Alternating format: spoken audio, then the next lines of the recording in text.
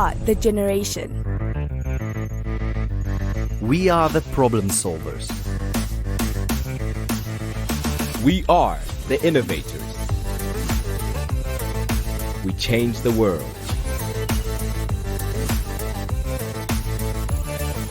We keep reinventing ourselves To remain relevant and compete globally. Creating a peaceful and sustainable planet for all humans. That is why we start today, innovating our tomorrow.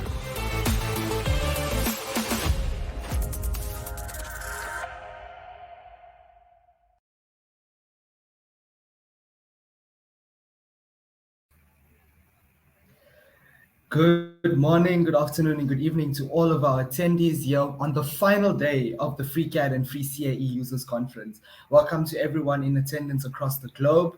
And I really hope that you guys enjoyed the last 2 days, as well as this absolutely spectacular workbenches that's been presented over the last 2 days. So just an overview on what we're going to be doing today. There will be one last full presentation from Brody Fairhall, who's a content creator. He will be presenting shortly, after which we will then have a word from some of our sponsors, as well as we will have a closing from myself. I'll then move over to Dr. Lucas du Plessis, who will then present the final closing of the conference, after which we will have a closing Q&A that will be presented by Dr. du Plessis, and then we will then have 5 breakout sessions where whoever's in attendance wants to engage with other people are welcome to do so, which will take place between 1 and 2 p.m. GMT 02 South African time. In order to access the breakout sessions, it's the same as the other sessions. So on the left of your screen, you will find several buttons. If you press sessions, it will then take you to the several breakout sessions that are available. But the closing Q&A will take place on the main stage, after which we will then have the breakouts, and then the conference will be closed at 2 p.m. Besides that, once again, a huge thank you to the University of Pretoria and all of our sponsors, which will be acknowledged a little later on. So without further ado, just want to present Brody Fairhall, and after which we will then move to our closing.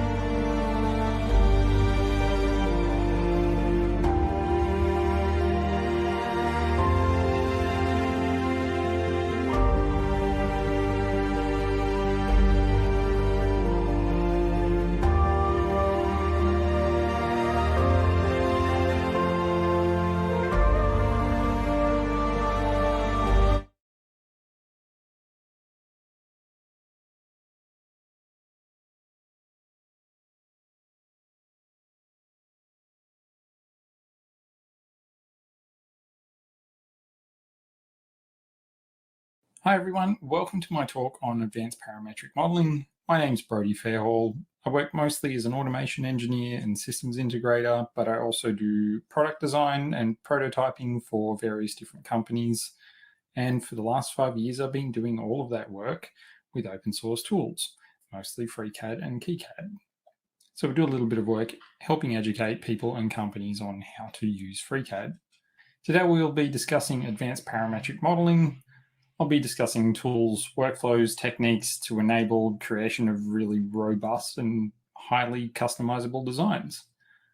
In a less fluffy language, that means I'm talking about making designs that you could give to someone who's never used FreeCAD before, some screenshots, a few instructions on how to modify a spreadsheet, and they can make massive changes to a design or an assembly and have nothing break at all. That's important because I might be giving this to customers who've never used freecad before. They might have never used any kind of CAD suite before, but enabling them to have a look at what things would look like if they make some changes without having to call me every single time something messes up, that's great for me. There are compromises. This takes a little bit more time to do.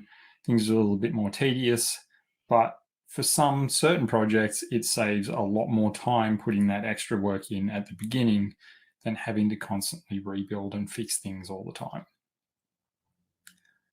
Some examples of things that I've actually made with this that I can show you. I've got a little customizable electronics enclosure that I use all the time. It's probably the most commonly used thing that I have built. Using these same techniques, I've made it was a demo for a customizable orthotic for a podiatrist that eventually evolved into a full-blown workbench, but this enabled them initially to test out the theory and then to print orthotics. Also do some work for a startup called Modos who makes e-ink devices. So designing an e-ink monitor and laptop in freecad and using this parametric design methodology, they're able to make mods as well without me being the only person who can do it. And this is a really fun one, being very painful as well. It's a differentially driven camera slider. And of course, I was doing house renovation, so I used the architecture workbench and did my entire house up, and I could change some numbers and see what different walls would look like. So for everything I'm doing today, I'm using the latest development build of .21. All of this should work all the way back to .19 and will work in Real Thunder's link stage builds as well. I've got a couple of rules or guidelines that I use to make this all work for me. And the first one is get to know your tools. I think the best way and the way that I've learned how to do all of this stuff in freecad is just to do it and to go forth and break things. So I'm going to show you how to break some sketches now. I have a spreadsheet here, got some parameters in it. I've already added aliases. If you don't know what an alias is, it's basically I can give a name to a cell rather than having to refer to like cell B3 here. Outside the scope of this video, there's a lot of good videos and resources on how to create these. So yeah, go look it up if you're not sure. It's a really cool tool. Anyway, let's make a sketch. We will draw a circle on the center X line. We'll give it a diameter from the spreadsheet.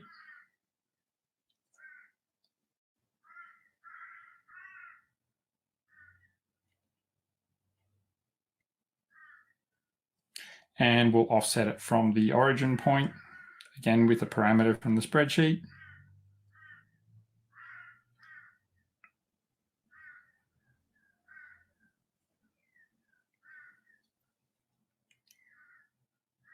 And we'll throw in one more circle attached to the same center X line, and we'll also attach it to the outside of the larger circle. Give it a diameter from the spreadsheet as well.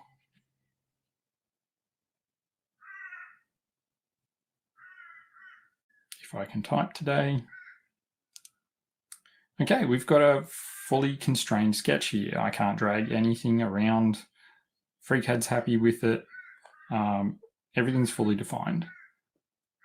So let's change some parameters and see what happens. I'll bring up the spreadsheet, I'll put them side by side so we can see both. So if I change this offset parameter from 25 to 75, that's not the same order that I drew everything in. So let's have a look at that sketch and see what's going on. So everything's correct. This must just be one of those FreeCAD things. It's still fully constrained. Why does FreeCAD do stuff like this to me? Well, it's done everything that I said to. So it's still attached to that center X line. It's still attached to the outside of that circle. The issue is the order that the sketch solver will solve things and the order that I put constraints in and so on. So it's best to just follow my rule, which is use absolute references wherever possible. So I'm going to get rid of these two constraints here, and I'll detach that circle, small circle from the large circle. Reattach it to that center X line. And then instead of attaching it to the circle again, I'll set a distance from the main origin point. So just a little bit of maths. I will use the same vertical offset parameter and then the radius of the larger circle.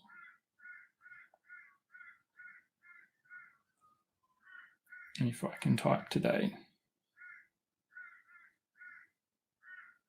So there we go. It's in the same position. It's not physically attached to that larger circle, but it's given an absolute reference for its position. So if we now go and change that 25mm offset back to 75, that smaller circle stays on top, no matter what values I enter into this spreadsheet. So for a more practical version of Sketches Gone Wild, we'll look at an older version of my parametric electronics enclosure. We'll just add some new values in for width and length, and it's doing everything that you would expect it to do. The box is changing sizes.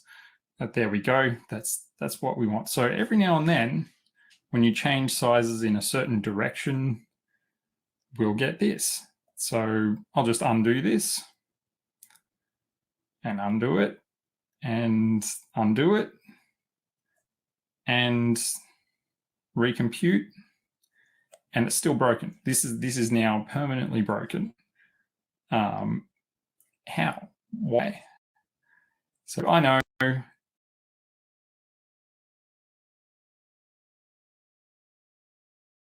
almost every single main sketch in this is actually broken. But we'll just go have a look at the first one where I pocket into the main body. I don't know if you know what it's supposed to look like, but this corner over on the left is supposed to look like all the ones on the right. Because certain things are referenced relatively from others, we just managed to get into a combination of parameters and changing directions that cause this side to invert. So you might come across this a little bit when you have auto remove, redundant constraints, and so on turned on. You might set a constraint and it might disappear. So you can tell I put a lot of effort into this spreadsheet and released this box when it was broken. But that brings me to rule number 3, test as you go. Every time you make a sketch, change the parameters and make sure that the sketch doesn't explode on you. Every time you make major changes to the sketch, do the same thing. So if we go back to the second rule, which is use absolute references wherever possible, this basically means that we can't use any of the dress-up features. So thickness, draft, chamfer, fillet. And I know there's a model right here on the screen that has chamfers and fillets all over it, but it is fully parametric. And it's because I don't use these tools. I'm actually manually creating some of these. But yeah, the easy one is anything that you pad or pocket, you can put your fillets in your sketch. You can put your chamfers in your sketch. This also alleviates a lot of FreeCAD's problems with fillets and sketches, because you can do anything that you can draw in the sketch, you can pad or pocket. That doesn't solve the how do I put a chamfer on the top and bottom here? I can't put that in the sketch. Well, I model them manually. I use the additive and subtractive pipe tools to do so.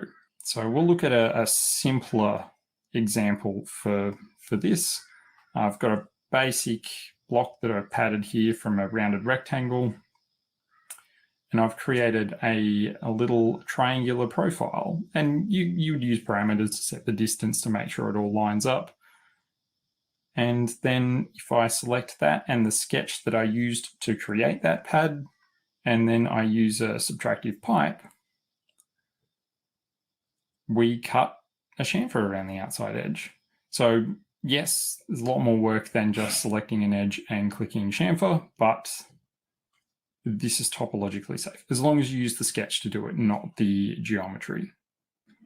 I'll do a fillet this time. I've got a lovely little fillet profile there, using the same sketch that I cut out with, and there we go. We've got our fillet. So this technique does still suffer from some of the same problems that FreeCAD's or the Open Cascade kernel does when it comes to fillets and chamfers. So I've got a little 4mm radius in this corner of our sketch. And if I go and change my fillet profile to something that is larger than that value, so 4mm corner, so we'll make this 6mm. And yeah, now we have broken geometry, so we can't move forward with this model in this state.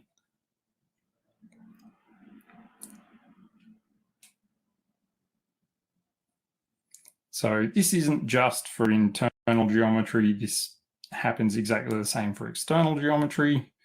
So I'll show another little example of that. So do a chamfer on the outside. This time it's a 5mm chamfer, 3mm corners. And we've got a very similar thing happen, or exactly the same thing happen. And when I complete this, we end up with a completely broken geometry. So I do have a workaround. You're not going to want to use it all the time. It is not pretty. It's rather tedious.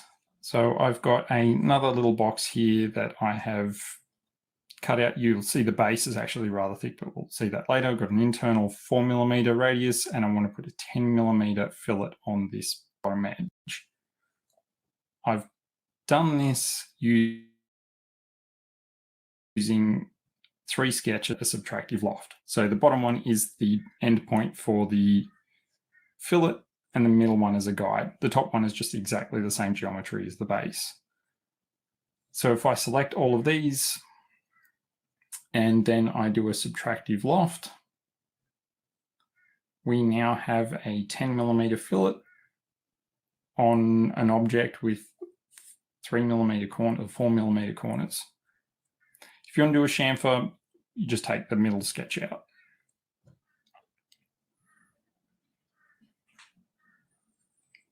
And there we go. As I said, it's annoying, it's a bit tedious, but there might just be those times that you want to have a really large fillet or chamfer in a spot that's not possible. So that's great for single bodies, but what about assemblies? I've got a very, very rudimentary planetary gear set here, created using the assembly 4 workbench. And when I say rudimentary, what I actually mean is I am not a mechanical engineer. It's riddled with problems, so please be gentle. But what it lacks in actual mechanical design, it's a very good demonstration model for some concepts. So the first concept being making your assembly topologically safe. It's actually a really simple one. So go back to that second rule again, use absolute references wherever possible. We'll have a look at the sun gear. It's got an LCS, or a local coordinate system. That's our attachment point. That's how we attach this gear to the rest of the assembly. Typically, you would attach it to, say, this bottom circle on the geometry, this edge, but we've actually attached it to this circle in the sketch that was used to create that. Now, as long as your sketch is topologically safe, as long as it's attached to a solid reference like the XY plane in this case, that topologically safe sketch will then transfer on to making your assembly topologically safe. And it's as simple as that. That's it. That's my answer for making topologically safe assemblies. Use sketches on absolute references. So as you might assume from the video title, this is a parametric gear set. It's got user-definable parameters, and a big part of making these designs robust is thinking about who the end user might be, and then just actually forgetting about that, pretending they're a toddler who doesn't know anything and wants to destroy everything. So let's destroy everything. I'll get this all sorted out so we can look at both of them. Right, so let's pick some values that will not make any sense at all. We'll have, let's go with a negative number of teeth on the sun gear. Let's put a non-integer value in for the planets. 6,000 degrees angle and 200 planets. So we'll recompute this gear, or the gear set.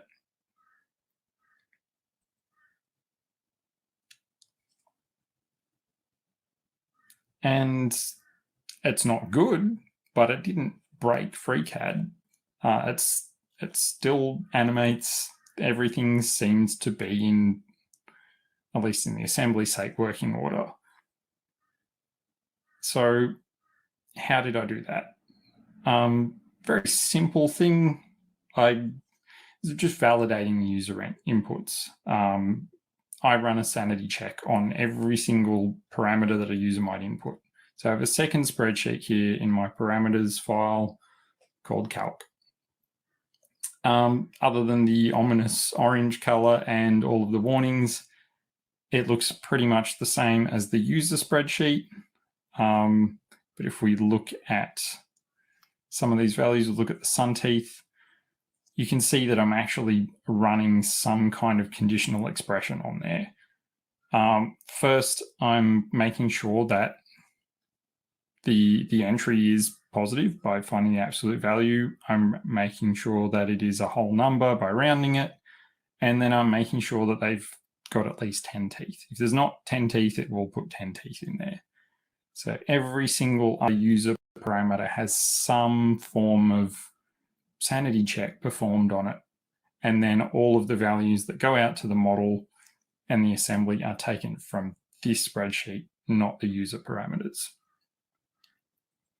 So you might have also noticed that there are a lot more parameters in this spreadsheet than the user one, and the name might have given it away. This is where I do my calculations. So anything that I have to do more than once, if there's a formula that I need to enter more than one time, it gets done here. And then that means that if I need to change something formula-wise, I don't need to go digging through sketches and constraints and things like that to fix up everything. So that's enough of all the boring spreadsheet stuff. Let's do something a little bit more interesting. Let's go and change up the number of gears in this assembly, and you'll notice that there's now 20 gears, and anyone who's used assembly 4 before will know that you can't, assembly 4 doesn't create and destroy objects for your parts for you when you want to have more or less. So it's a rather interesting way that I've done this. Let's pick just one of these 20 gears and have a look. So like most FreeCAD objects, they all have parameters and properties. All the fun ones are hidden. So if we right click and go show all, now if we scroll all the way to the bottom, there is a visibility field. Still doesn't have a nice little formula icon next to it, just a little drop down with true and false. If we right click on it though and select expression, you'll be able to see that I have got a little conditional expression in here that will check to see whether the number of gears is more than the value of this or the index of this gear. So, and if it's not, it'll be hidden. And so I've got 20 gears added to this, and they get hidden or shown depending on how many gears need to be in the assembly. It's not really that important, but visually it can help a lot when showing things to customers and so on, or letting them play with the assemblies themselves. Something more practical is a big bugbear of people who like to make big parametric designs is tools like the hole tool. So drag this over and you can see that we can pick our thread sizes from a list. There's no formula icon. If you hit equals, nothing happens. But if we go and look at the properties of our hole tool, if we go and look at our thread size, we can add an expression. If I put 4 in here, and then we wait for this to recompute,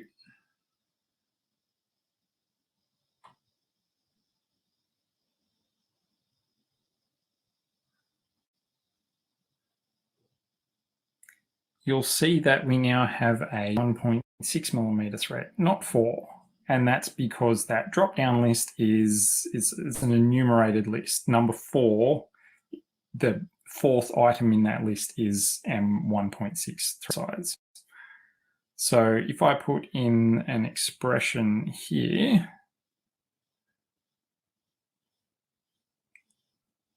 I can now check when someone enters 1, it will return M1 as a string. When someone enters 2, it'll return M2. I've done M1, 2, 3, 4, 5, 6, and 8. I did not keep going because I didn't want to be writing this expression out for half an hour. And then if it doesn't find any of those values, it'll just return M4.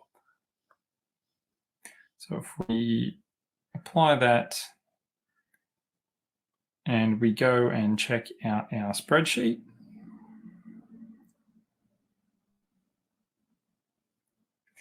spreadsheet with 1 parameter, and we change that here, that expression will check that parameter and turn 4 into M4, and we get M4 threaded holes. Change it to 8, we get M8. And because of the way the expression's written, if I enter something crazy like 55,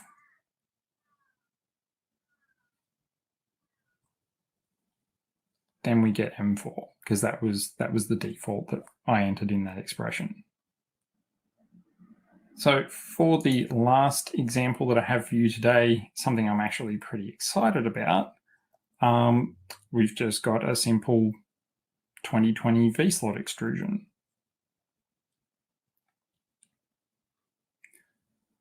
But what if we wanted it to be a 2040? Or what if we wanted it to be a aluminium box section?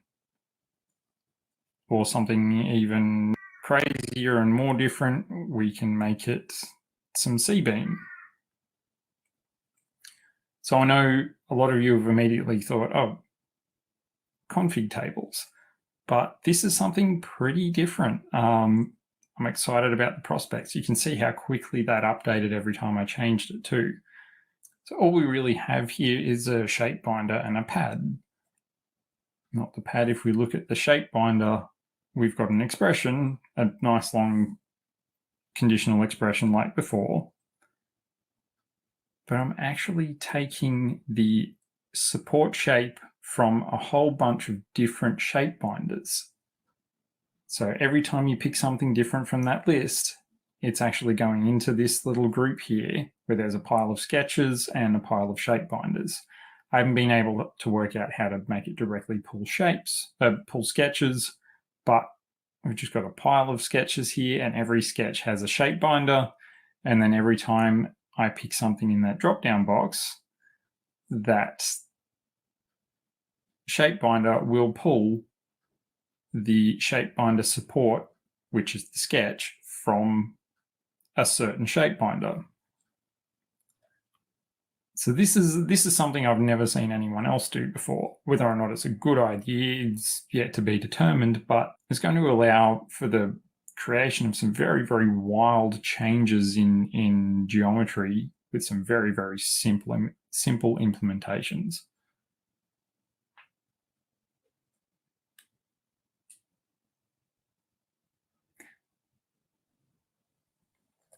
Anyway, that's all I have for you today. All the examples I've used in the presentation can be found on my GitLab, which I've got linked. If you want to see what else I'm up to, you can find me on YouTube, on Mastodon, Twitter.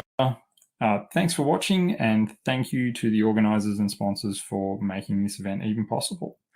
And I'm looking forward to chatting to you all after the presentation.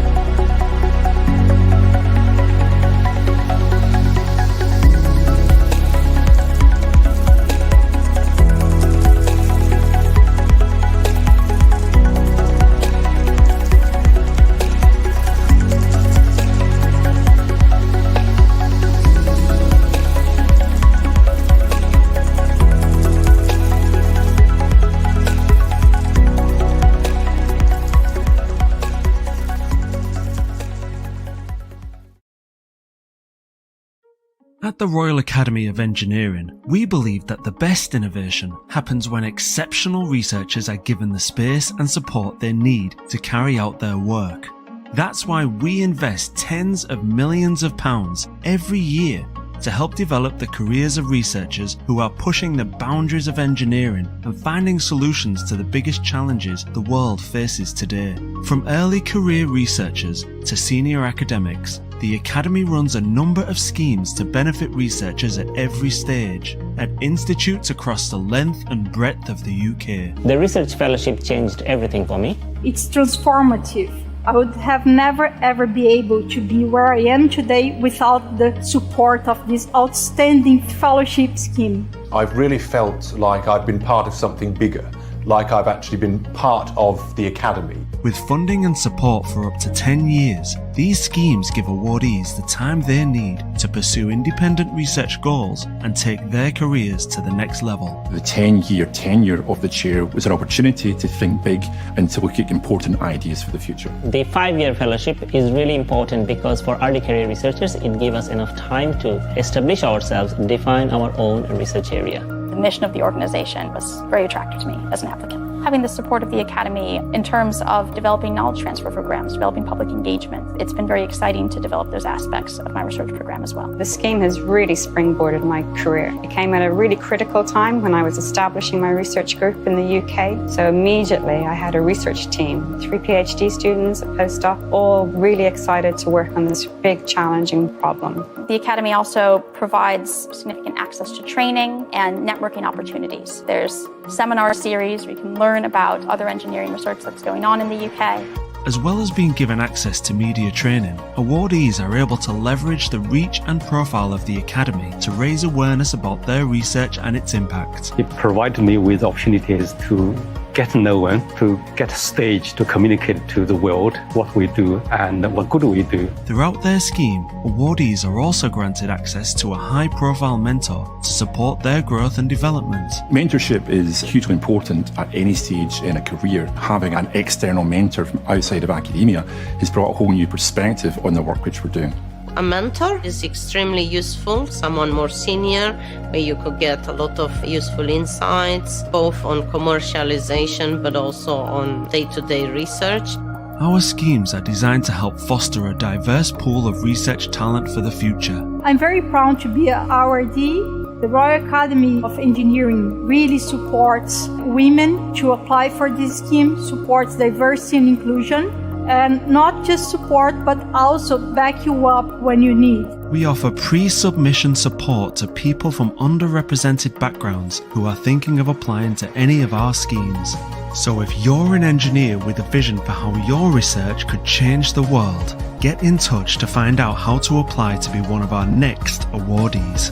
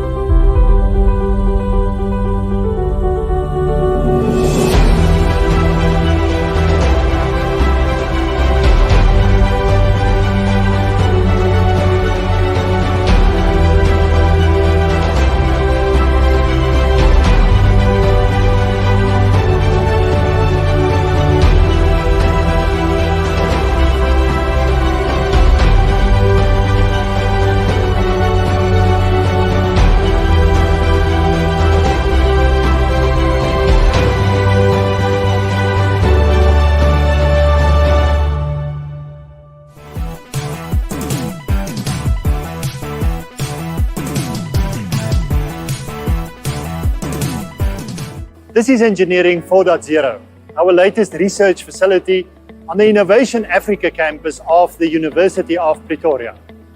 At this facility, we plan to train and educate and do research with engineers of the future, looking at intelligent transportation and infrastructure. That is important for South Africa as well as the rest of the continent. Because in a fourth industrial revolution era, we need to make sure that our engineers can support the livelihood of our communities through making sure that we provide the best infrastructure available. The facility is supported and has been developed through the generous support from SANRAL and the University of Pretoria, and we will operate it together with the CSIR. Welcome to Engineering 4.0.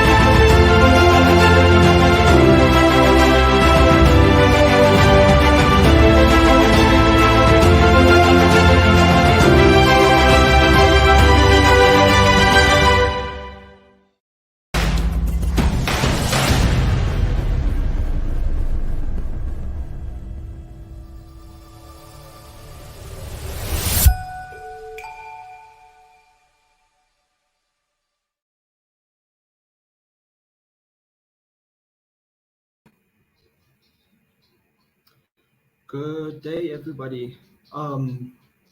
Thank you, everyone, for sticking around for the last few presentations. Presentation from Brody, absolutely fantastic, and sticking around from a word from our sponsors.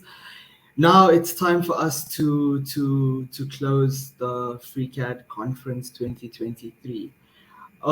Before I hand over to Dr. Duplessis for the final closing, I'd just like to have just 1 or 2 minutes just to speak to everyone here today. For those who don't know who I am by now, I'm Vana Govender. I was one of the organizers for the FreeCAD conference this year. I also worked on other projects throughout the last 2 years, the NICRDAP multi-body planar dynamics module, FreeCAD workbench. That was presented on the first day. I was part of that team. And then directly after that, I wrote all the documentation, and then I began working on the FreeCAD conference, I think in February, March of 2022. So since then, I've become a final year mechanical engineering student.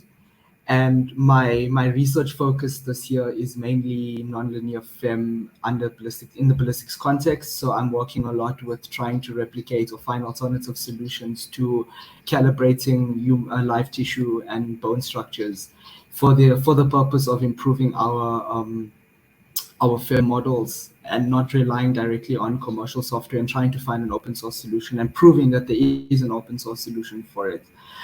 And then on the side, I also am currently working on a design project where I am doing a lot of nonlinear FEM. So the first few days was very informative for me, and that's why for me it's very important, and FreeCAD particularly is very important for me, as well as a lot of students who may find themselves in situations where it's not easy just to use a commercial solution or a commercial package. It just doesn't make sense for us. Especially with the exorbitant license fees, and that's what we want to avoid, and that's what we're trying to move into. In terms of our university, the University of Pretoria has adopted an opus policy, one of the first universities in the country, probably in Africa, that has decided to directly employ open source or deploy open source to as many places as possible, but you'll still find yourself in situations whereby certain departments still opt to use commercial software, which I still do, but we are trying to move away from that. Dr. Duplessis will also speak about it. One of his main missions is to try and make sure that we've deployed FreeCAD across the board. He has done that when he was my lecturer, I think about 2 years ago. Was my first introduction to FreeCAD, and that's why it's very important to me to present this conference and to host this conference, to make sure that not only are we informing the existing community and the existing user base of what FreeCAD has to offer, but also to make sure that we are transcending that boundary and actually getting to universities, not just in Africa, but across the world, and say, this is what you can do, this is the potential, not just for you as a varsity, but for the students who may want to go into the space, start their own businesses, their own firms, whereby they don't have the money to just spend on commercial software. So yeah, based on that, that's why it was very important, and we found the need to actually begin making this something that we want to do on a yearly basis. And yeah, that's just me, why it was important to me, why I thought it would be needed for us to definitely go ahead with this project. I'm now going to hand over to Dr. Duplessis, where he's going to just close the conference. And from there, you are then welcome to stick around on the main stage for the general Q&A, especially people who may have questions for Brody.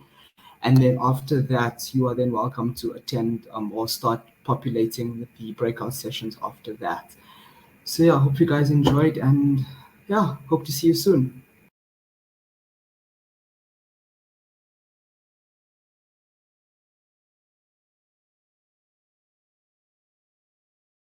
Ladies and gentlemen, my name is Dr. Lucas Duplessis. I'm a senior lecturer in the Department of Mechanical and Aeronautical Engineering at the University of Pretoria.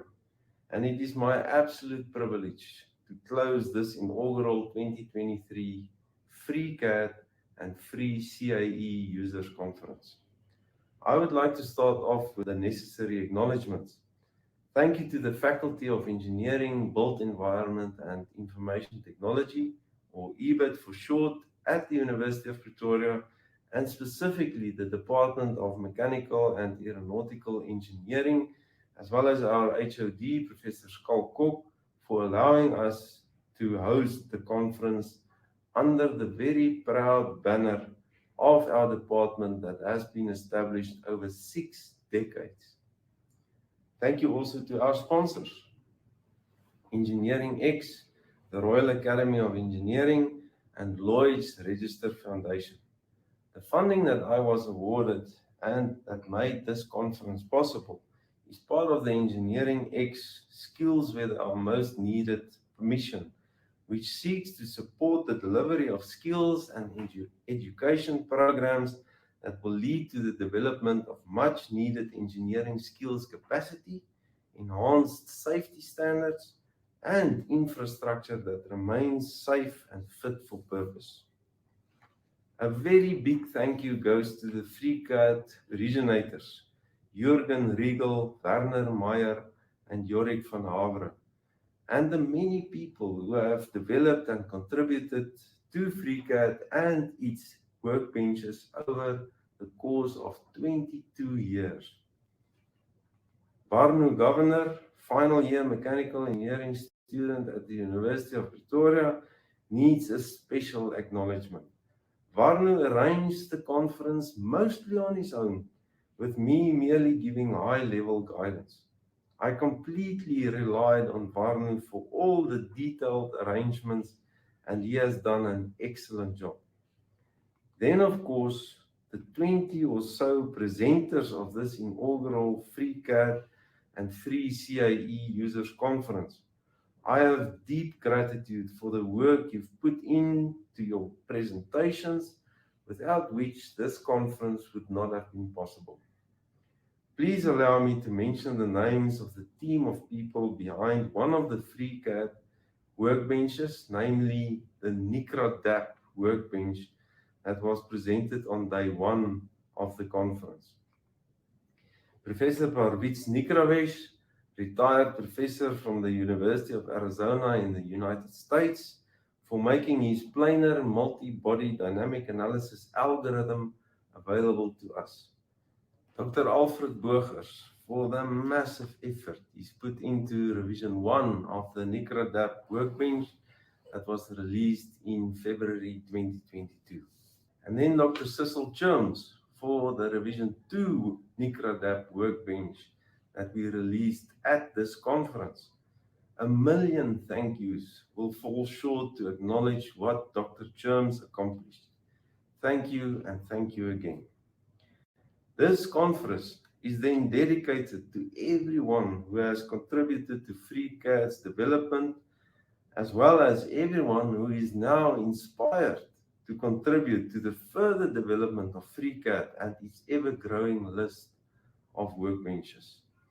Which brings me to sharing my dream of what the future may hold, not only for the freecad and FreeCAE Users Conference, but also for freecad as a technology enabler in South Africa and the rest of my beloved continent. Firstly, the conference. I would love for the FreeCAD and FreeCAE Users Conference to be hosted not annually, but quarterly, and as a hybrid, in-person and online event in different regions of the world.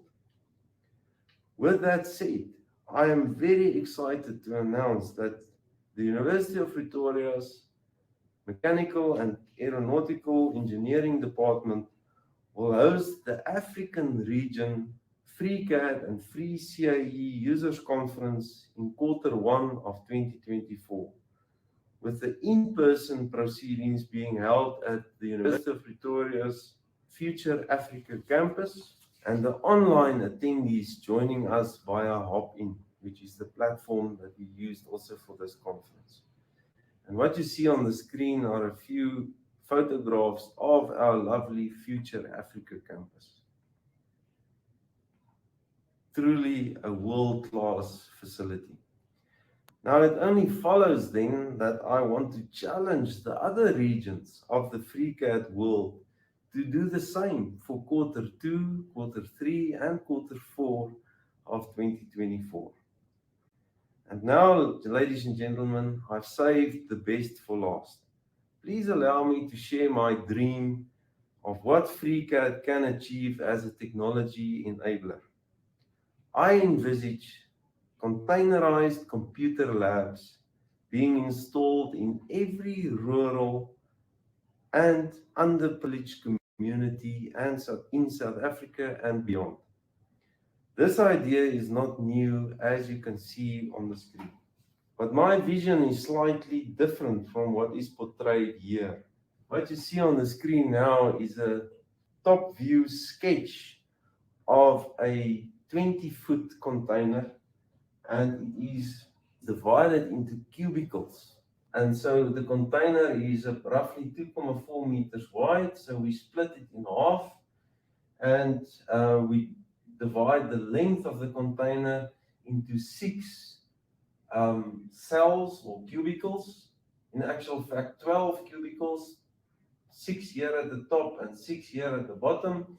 Each cubicle, the top ones and the bottom ones, is equipped with a door that hinges open, and then the person can go in. There's a desk, as well as a computer with a keyboard.